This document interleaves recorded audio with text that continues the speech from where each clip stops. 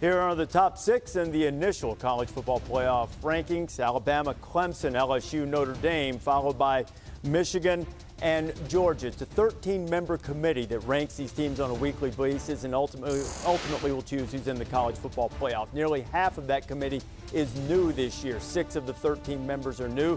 The new committee chair is Rob Mullens, who is also the athletic director at the University of Oregon. And Rob joins us now from the committee room in Grapevine, Texas. So, Rob, we mentioned that 6 new committee members. You've been around this a little bit before. How did the new voices in the room impact the way the teams were discussed and evaluated? Well, all members came fully prepared. The new members, had all the resources, knew how to use all the resources, and were up to speed when they walked in the room. And, that's the beauty of this process. You have 13 diverse opinions, and the new members added a lot to that conversation.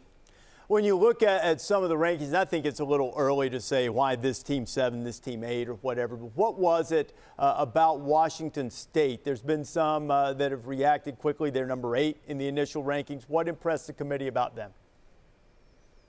Well, we are only through week 9, and we're looking at those resumes. Obviously, when you look at what a grad transfer quarterback's added there at Washington State, quality win against Utah, and then a very tough road loss at USC, the committee was impressed with their work.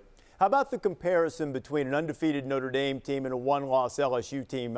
How close was that discussion in the room?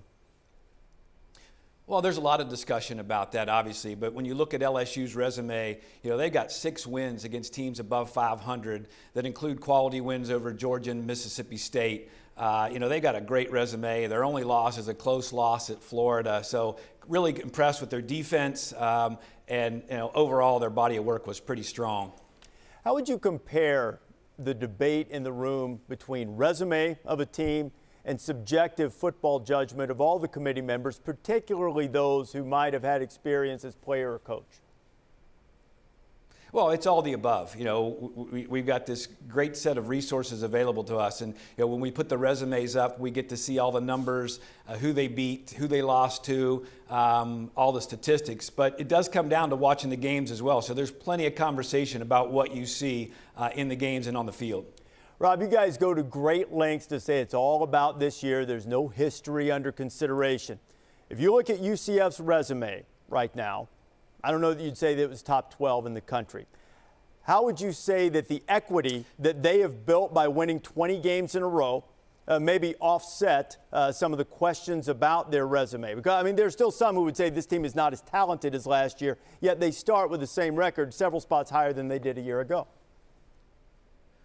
Well, as you said, we only look at the games to date, week 1 through 9.